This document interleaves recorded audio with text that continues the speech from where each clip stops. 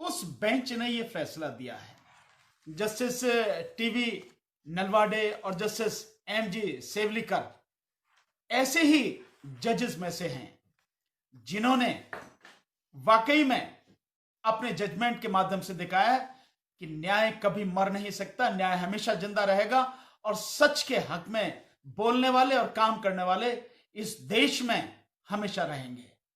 जो एक घटिया राजनीति चल रही है, जो धर्म और जाति की राजनीति चल रही है, इस देश को बर्बाद करने की जो राजनीति चल रही है, उसके खिलाफ हमेशा पूरी ताकत के साथ में वो खड़े रहेंगे। ऐसे जज हैं, उन्होंने ये सिद्ध करके दिखाया है। और जो फैसला है वो तबलीगी जमात से जुड़े हुए जो लोग हैं, जो विदेशी लोग हैं, जो यहां मरकज दिल्ली में आए हुए थे, तबलीगी जमात को जो टारगेट बनाया गया, तबलीगी जमात के जो लोगों को, जो विदेशी लोग हैं, उनको जो टारगेट बनाया गया वो बहुत जानबूझकर पॉलिटिकल एजेंडा के तहत बनाया गया और उन्हें बलि का बकरा बनाया गया। यह शब्द इस्तेमाल किया है कोर्ट ने कि उन्हें बलि का बकरा बनाया गया। और सरकार ने बलि का बकरा क्यों बनाया गया? क्योंकि सरकार की लापरवाही थी, केंद्र सरकार की सबसे बड़ी लापरवाही थी, और उसके बाद जो बाकी राज्य सरकारें हैं उनका कहीं ना कहीं फेल्योर था। इसलिए उनको एक बलि का बकरा चाहिए था ताकि अपनी नाकामियां, अपना निकम्मापन, अपनी गलतियां, अपना जो असफलता है उनको किसी पर थोपा जा सके और लगाया जा सके कि हमारे यहां जो भी कुछ हो रहा है वो इनकी वजह से हो रहा है, ये है उसके लिए जिम्मेदार।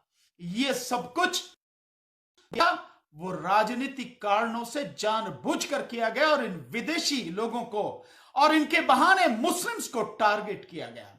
वो पूरा जजमेंट जो है, मैं उसके कई पार्ट आपको सुनाऊंगा जो बहुत जरूरी है, जिससे आपको पता लगेगी कि कोर्ट ने कितनी बढ़िया तरीके से ऑब्जर्वेशन दी है। जो ये मुकदमा है ये महाराष्ट्र सरकार का है कि महाराष्ट्र की पुलिस ने जो विदेशी लोग जो मरकज में आए हुए थे दिल्ली में, तबलीगी जमात से जुड़े हुए जो लोग थे, उन लोगों को पकड़ा। ये 29 एफआईआर इन लोगों के खिलाफ में की गई। उन 29 एफआईआर को कोर्ट ने खत्म किया। बंबई हाई कोर्ट की जो औरंगाबाद बेंच है उसके डिवीजन बेंच ने इन 29 एफआईआर को खत्म किया और इस पर जो मुकदमे हैं उन मुकदमों को खत्म किया।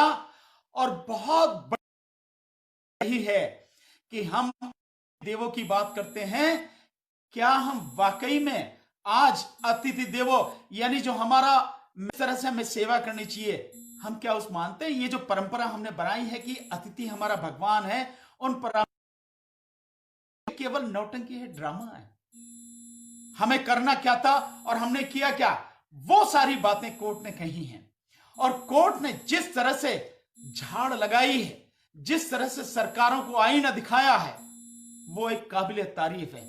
मैं इसमें से कुछ चीजें हैं जो आपको बताना जरूर।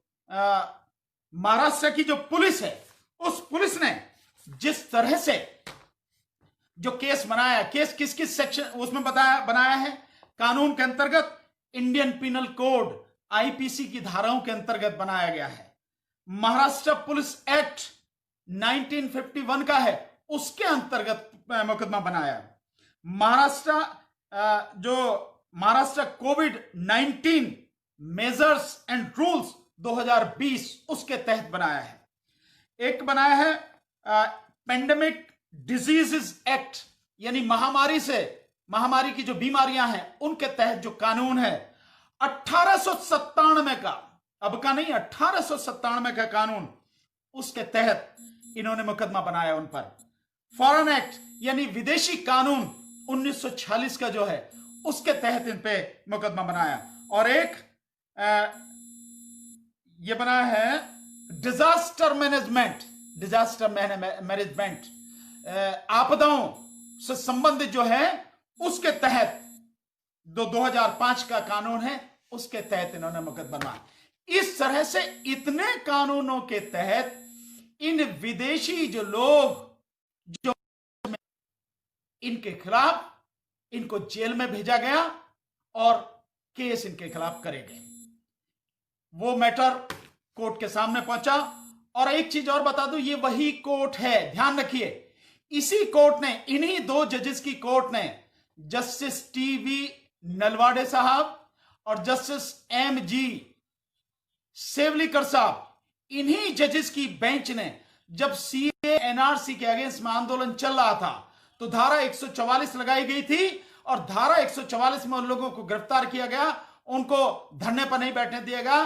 धारा 144 के विषय में जो है इन्होंने कहा जो कि सीए आंदोलन के विषय में कि सीएए का जो आंदोलन है वो एंटी नेशनल नहीं है, एंटी सीए आंदोलन एंटी नेशनल नहीं है, ये इन्हीं जजेस ने कहा था और धारा 144 को वहां पे हटाया था जो उसके तहत लोगों को परेशान किया जाता, उसको खत्म किया था।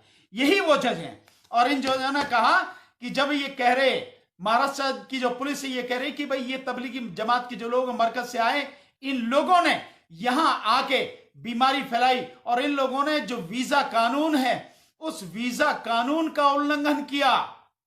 और इन्हें जब कहा गया कि भाई तुम, जब अनाउंस किया गया कि अगर कहीं भी कोई लोग हैं जो वहां से आए हैं वो अपने आप सामने आ जाए, नहीं आए, तब इनको जो है मस्जिद से पकड़ा गया। मस्जिद से के जो लोग हैं मैनेजमेंट के मस्जिद के, उनको भी 6 लोगों को गिरफ्तार किया गया।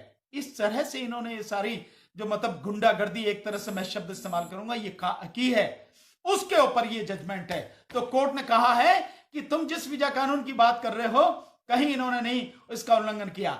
इन्होंने तो बल्कि इनके जो वकील साहब हैं, जो तबलीगी जमात के जो वकील साहब हैं, उन्होंने बाकायदा कहा कि हम पे ये कहीं भी नहीं था, कानून वीजा कानून के तहत भी अगर देखा जाए तो क्या हमें जाके उनको बताना है, किसी को बताने की हमें जरूरत नहीं थी। लेकिन उस सब के बावजूद भी, ना कोई बंदिश होते हुए भी, हमने जब वहां पहुंचे तो वहां के जो जिले के पुलिस एसपी हैं, एसपी पुलिस को हमने बताया कि भाई इस तरह से हम वहां से आए हैं, ये लोग यहां पर ठहरे हैं।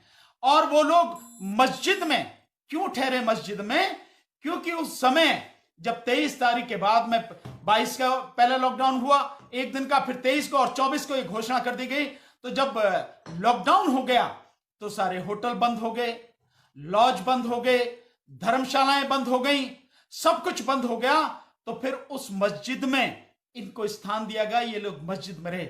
वहां से इनको गिरफ्तार कर पे इन पे आरोप लगाया गया कि ये यहां पर कोविड-19 यानी कि ये यहां पे कोरोना फैला रहे हैं, ये वीजा नियमों का उल्लंघन कर रहे हैं। इस तरह से इन पे आरोप लगाए गए। उसके विषय में जजमेंट दिया। तो कोर्ट ने जो ऑब्जर्वेशन दी मैं उसे पढ़ना चाहूंगा इंग्लिश में, फिर इसका हिंदी में भी बताऊंगा, बताना बहुत जरूरी है। कोर्ट ने कहा, the aforesaid material produced on record shows that even under recent update manual of visa, there is no restriction on foreigners for visiting religious places and attending normal religious activities like attending religious discourse। यानी कि जो ये सबूत पेश किए गए हैं, court को दिखाए गए हैं, और जो बिल्कुल ताजा ताजा यानी रीसेंट जो वीजा का मैनुअल है, कानून है, वो कहीं भी ऐसी बंदिश नहीं लगाता विदेशियों पर कि वो किसी भी धार्मिक स्थान पर जा नहीं सकते, घूम नहीं सकते, और वहां की जो नॉर्मल जो कार्रवाइयां होती हैं उनमें भाग नहीं ले सकते। जैसे धार्मिक उपदेश वगैरह हो रहे हैं उसमें भाग नहीं ले सकते। इन सब में कहीं भी रोक नहीं है वीजा कानून के तहत, जो इस समय जो पूरी तरह से अपडेट है। Ordinarily a tourist is not expected to follow the procedure laid down in para 19.8 if he does not want to preach the religious ideologies। मतलब कहने का यह है कि किसी भी मतलब सामान्यतः कोई टूरिस्ट है उससे इस बात की उम्मीद नहीं की जाती कि जो पैरा 19.8 में जो नियम दिए गए हैं वीजा कानून के में उनको फॉलो करे। अगर वो कहीं पर कोई धार्मिक जो आइडिया है उनको सिखा नहीं रहा है, उनको पढ़ा नहीं रहा है, उनको समझाने, उसकी कोई जरूरत नहीं है, उपदेश नहीं दे रहा है, कोई जरूरत नहीं है। लेकिन जबरदस्ती उन्हें कहा गया कि इन्होंने तोड़ा, और ये धर्मांतर कराने की बात कर रहे थे, ये इस्लाम के लिए काम कर रहे थे, इस्लाम को यह सिखा रहे थे। तो इस्लाम को सिखाना कोई गुनाह थोड़ा ही है। हां, तब कोई बात आप कह सकते हो कि कोई जो लोग हैं, बाहर के जो लोग हैं, जो इस्लाम से अलग धर्म के लोग हैं, उनको इस्लाम धर्म में परिवर्तित कर रहे हो, तब की तो बात है, ऐसा तो कुछ नहीं है। कोर्ट ने बहुत जबरदस्त तरीके से आगे ये सारी की सारी चीजें कही भी हैं।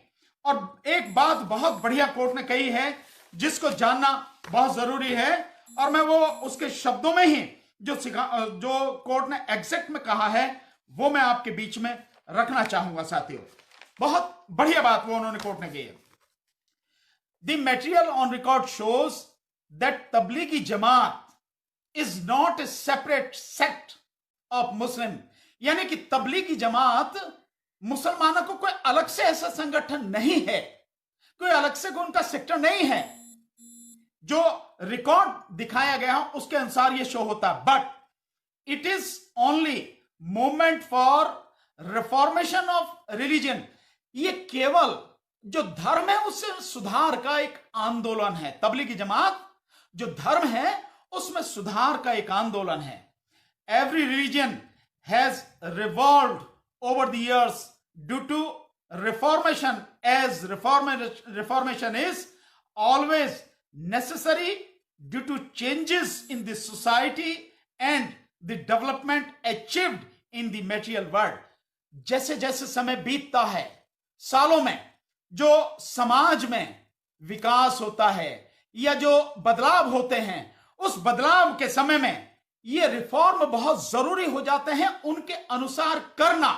और ये हर धर्म में होता है, एक में नहीं। In the material world, in any case, even from the record, it can not be inferred that the foreigners were spreading Islam religion by converting persons of other religion to Islam. अगर और भी माना जाए, in any case, otherwise भी अगर हम देखें तो इस केस के अंदर जो भी चीजें हैं, इससे यह मतलब नहीं निकाला जा सकता कि जो तबलीगी जमात के जो लोग थे, ये विदेशी जो थे, ये इस्लाम धर्म को फैला रहे थे और दूसरे धर्म के लोगों को उसमें परिवर्तित कर रहे थे, कन्वर्ट कर रहे थे, इस्लाम धर्म में लेकर आ रहे थे। The record shows that the foreigners were not talking Indian languages like French etcetera. और अगर देखा जाए, जो रिकॉर्ड बताता है वो ये कहता है कि ये जो विदेशी थे, ये भारतीय भाषा जैसे हिंदी और उर्दू ये नहीं बोल रहे थे, ये विदेशी भाषाएं बोल रहे थे, जैसे कि अरेबियन और फ्रेंच, ये भाषाएं बोल रहे थे। इन view of the aforesaid discussion, it can be said that the foreigners may have intention to know the ideas of Tablighi Jamaat about the reformation. अगर देखा जाए तो इसमें सिर्फ यही बात की जा सकती है कि तबलीगी जमात के जो लोग हैं, ये विदेशी जो हैं, जो तबलीगी जमात के जो बदलाव वाले यानी उसमें सुधार वाले जो आइडियाज हैं, नियम हैं, उनको जानना चाहते थे। ये नहीं कहा जा सकता इसके लिए कि ये किसी दूसरे धर्म के लोगों को उसमें बदल रहे थे। आगे, the allegations are very vague, बिल्कुल झूठे एलिगेशंस थे in nature, and from the allegations inference is not possible at any stage that they were spreading Islam religion and they were intention of convention. ये जो आरोप लगाए गए बिल्कुल बेबुनियाद और झूठे हैं, और उनकी परिस्थिति से देखने से लगता है कि इससे कहीं भी ऐसा नहीं है कि ये लोग किसी तरह की कोई संभावना नहीं कि ये लोग इस्लाम धर्म को फैला रहे थे और दूसरे लोगों को इस्लाम धर्म में कन्वर्ट कर रहे थे। It is also not the case that there was an element of persuasion on any point from these foreigners. ऐसा कोई भी नहीं है कि इसको बढ़ावा देने के लिए ये विदेशी जो हैं कोई भी काम कर रहे थे, ऐसा कोई सबूत भी नहीं है। तो ये जो सारी की सारी चीजें हैं, ये सब कुछ एक सोची समझी साजिश के तहत एक मनगढ़ंत और झूठा केस बनाकर किया गया है। कोर्ट ने बहुत बढ़िया ऑब्जर्वेशन आगे दी है और कोर्ट ने कहा है कि ये जो गोदी मीडिया, तो मैं ये शब्द इस्तेमाल कर रहा हूं, लेकिन कोर्ट ने कहा है कि जो प्रिंट मीडिया और इलेक्ट्रॉनिक मीडिया है, इसने एक जबरदस्त प्रोपेगेंडा चलाया जिसके तहत ये सारी बातें कही गई और ये एक सीन क्रिएट किया गया कि ये सब कुछ जो कोरोना वायरस फैला इसके लिए जिम्मेदार ये तबलीगी जमात के लोग हैं। बड़ी जबरदस्त तरीके से कोर्ट ने बात की है। मैं उसके कोर्ट के शब्दों में ये बात आपको पढ़ के there was big propaganda in print media and electronic media against the foreigners who had come to Markaz, Delhi, and an attempt were made to create a picture that these foreigners were responsible for spreading COVID-19 virus in India. There was virtually persecution against these foreigners. मतलब इनको इतना प्रताड़ित किया गया, एक तरह से इनकी घृणा इनके खिलाफ ऐसे फैलाई गई कि जो मीडिया है, जो प्रिंट है और जो इलेक्ट्रॉनिक मीडिया, अब मैं कहूंगा कि जो गोदी मीडिया जिसे आप कहेंगे, ये सारा प्रोपेगेंडा उसका था। और उन्होंने ये जो मरकज में लोग आए थे विदेशी दिल्ली में, उन लोगों के खिलाफ एक इन्होंने षड्यंत्र किया कि एक पिक्चर ऐसी बनाई कि यहां पे जो कोरोना वायरस फैला है वो सब कुछ इनका फैलाया हुआ है। और ये सब क्यों किया गया? क्योंकि ये एक राजनीतिक सत्ता के तहत अपनी जो उनकी गलतियां थी, अपनी जो कमियां थी, अपनी जो असफलताएं थी, उनको थोपने के लिए, इन पर, विदेशियों पर थोपने के लिए यह सारा षड्यंत्र रचा गया। कोर्ट ने आगे बहुत बढ़िया शब्दों में कहा, a political government tries to find दी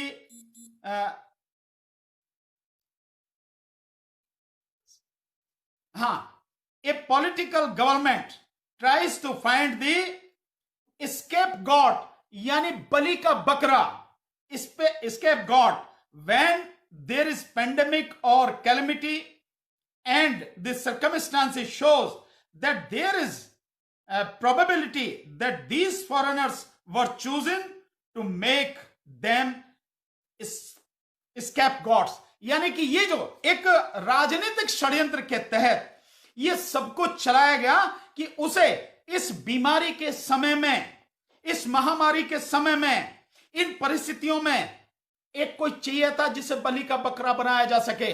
और उन्होंने इसके लिए ये जो विदेशी थे इनको चुना कि ये सबसे बढ़िया रहेंगे, इसलिए इनको चुना। The aforesaid circumstances and the latest figures of infection in India shows that such action against present petitioner should not have been taken. जो वर्तमान में जिस तरह से कोरोना वायरस देश में फैला है, यह इस बात को सिद्ध करता है कि इन विदेशियों के खिलाफ इस तरह का कोई भी एक्शन नहीं लेना चाहिए था सरकार को, जो इन पर आरोप लगा दिया कि यहां पे कोरोना इन्होंने ही फैलाया है। It is now high time for the concern to repent about this action taken against the foreigners and to take some positive steps to repair the damage done by such action। और उन्होंने कहा कि यही शायद उचित समय है, सही समय है कि जिस समय जो भी लोग हैं, जो सरकारें जिम्मेदार हैं, वो कुछ ये जो नुकसान कर दिया है, जो बहुत ज्यादा नुकसान हो चुका है, जो नुकसान किया जा चुका है, इस नुकसान की कुछ भरपाई कर सकें। इन विदेशियों के खिलाफ एक सकारात्मक स्टेप उठाने की जरूरत है। और बहुत ही जबरदस्त तरीके से कोट करते हुए कहा है कोर्ट ने, अतिथि देवो भव, meaning our guest is our God, यानी हमारा मेहमान हमारा भगवान है। ये परंपरा भारत की रही है, ये बहुत पुरानी कहावत है। तो इसके विषय में उन्होंने कहा, the circumstances of the present matter create a question as to whether we are really acting as per our great tradition and culture। जो वर्तमान परिस्थिति हैं उनमें यह सवाल हमारे सामने खड़ा हो जाता है कि क्या हम अपने देश की जो महान परंपराएं हैं, संस्कृति है, उसको वास्तव में मानते हैं, उस पर काम करते हैं, क्या मानते हैं उनको? During this situation created by COVID-19 pandemic, we need to show more tolerance and we need to be more sensitive towards our guest, particularly like the present petitioner. जो वर्तमान में कोविड-19 की स्थिति है, इन कोविड-19 यानी कोरोना महामारी के समय हमारी जरूरत है कि हम ज्यादा सहनशीलता दिखाएं और ज्यादा इनके प्रति संवेदनशील हों। ये जो हमारे मेहमान हैं, पर्टिकुलरली ये जो प्रेजेंट पिटिशनर हैं, इनके साथ हमें इनकी मदद करनी चाहिए, इनके साथ सेंसिटिव होना चाहिए। The allegations made show that instead of helping them, we lost them in jails by making allegations that they are responsible for violation of travel documents, they are responsible for spreading of virus etc. ऐसे समय में जो इन पे आरोप लगाए गए हैं कि इन्होंने कोरोना वायरस फैलाया और इन्होंने जो वीजा नियमों का उल्लंघन किया, हमें इनके प्रति ज्यादा संवेदनशील होना चाहिए था। हम वो तो हुए नहीं, बल्कि इन्हें हमने जेलों में डाल दिया। ये हमारी परंपरा, ये जो स्थिति है, ये बहुत भयानक स्थिति है। और जो कोर्ट ने जिस तरह से एक एक चीज को सब लोगों को बताया, उसके पीछे कारण कि आखिर इनको निशाना क्यों बनाएगा, ये जो विदेशी हैं इनको निशाना क्यों बनाएगा, कोर्ट ने उसका कारण भी बताया कि क्या कारण रहा कि इन विदेशी मुसलमानों को जो मरकज में आए थे, इन्हीं को निशाना क्यों बनाएगा, कारण बताया। और वो कारण मैं आगे पढ़ता हूं, जो कहते हैं कि जो बैकग्राउंड है, यानी जो इस के पीछे जो गंदी मानसिकता है, दूषित मानसिकता है, वो क्या थी। तो कोर्ट ने कहा, there were protest by taking procession, holding dharna at many places in India from at least from prior to January 2020. Most of the persons participating in the protest were Muslim. Court ने बताया कि इसके पीछे जो है कारण क्या है कि जनवरी 2020 से पहले ही देश में आंदोलन चल रहा था, धरना चल रहा था, और जिस धरने में अधिकतर मुस्लिम लोग भाग ले रहे थे। It is their contention that the Citizenship Amendment Act 2090 is discriminating against the Muslim.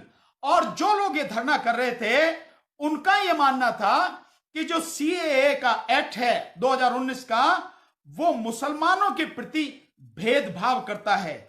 They believe that Indian citizenship will not be granted to Muslims, refugees and migrants. They were protesting against national registration of citizenship. यानी कि उनका मानना था कि विश्वास था उनका कि जो सिटीजनशिप है इंडिया की, वो जो मुस्लिम रिफ्यूजी हैं और जो माइग्रेंट हैं उनको नहीं मिलेगी, इसीलिए वो NACA और NRC का विरोध कर रहे थे। It can be said that due to the present action taken, fear were created in the minds of those Muslim. और ये जो एक्शन लिया गया है, ये इसलिए लिया गया है कि जो वो मुसलमान हैं उनके दिमाग में डर बैठाया जा सके, डर पैदा किया जा सके।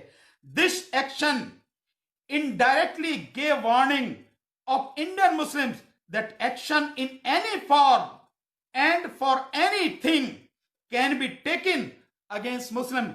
और ये जो एक्शन लिया गया है, ये परोक्ष रूप से, इनडायरेक्टली, ये जो धमकी देने के लिए, मुस्लिम जो भारत के मुसलमान हैं उनको ये धमकी देने के लिए, उनको ये चेतावनी देने के लिए लिया गया है कि तुम्हारे खिलाफ किसी भी समय, किसी भी तरह से कोई भी एक्शन लिया जा सकता है। It was indicated that even for keeping contact with Muslims of other countries, action will be taken against them. और यह भी कहा गया कि अगर, यहां तक कि तुम अगर विदेशी जो मुसलमान हैं, जो बाहर के जो देश हैं, उन मुस्लिम देशों से भी अगर तुम संबंध रखोगे तो भी तुम्हारे खिलाफ एक्शन लिया जाएगा। 10 there is a smell of malice, इसलिए ये एक दुर्गंध है, एक षड्यंत्र की, एक गंदी राजनीति की, एक दूषित मानसिकता की, to the action taken against these foreigners and Muslims for their alleged activities. तो जो ये विदेशी जो मुस्लिम हैं और भारत के जो मुस्लिम्स हैं उनके खिलाफ सोची समझी एक साजिश के तहत, षड्यंत्र के तहत ये एक्शन लिया गया उनकी गतिविधियों के खिलाफ। The circumstances like malice in is important consideration when relief is claimed of quashing of FIR and the case itself। और जिस समय इस केस की FIR को क्वेश्च करना और FIR को और केस को खत्म करने के लिए जो हमारे सामने पिटीशन है, उस समय ये क्या गंदी मानसिकता इसके पीछे रही है, इसको देखना बहुत ही जरूरी है, इसको डिसाइड करते समय। 10 द कोर्ट कंक्लूडेड, इसलिए कोर्ट ने ये कंक्लूड किया कि जो विदेशी नागरिक हैं, action against the foreign nationals can be inferred as malice, ये गंदी मानसिकता के तहत इनके खिलाफ वो लिया गया और इसलिए कोर्ट ने ये सारी FIR खत्म कर दी। तो मैं समझता हूं इसके बाद में आप सबको समझ में आ जाना चाहिए कि कोर्ट ने बहुत स्पष्ट रूप से कहा है कि CAA और NRC के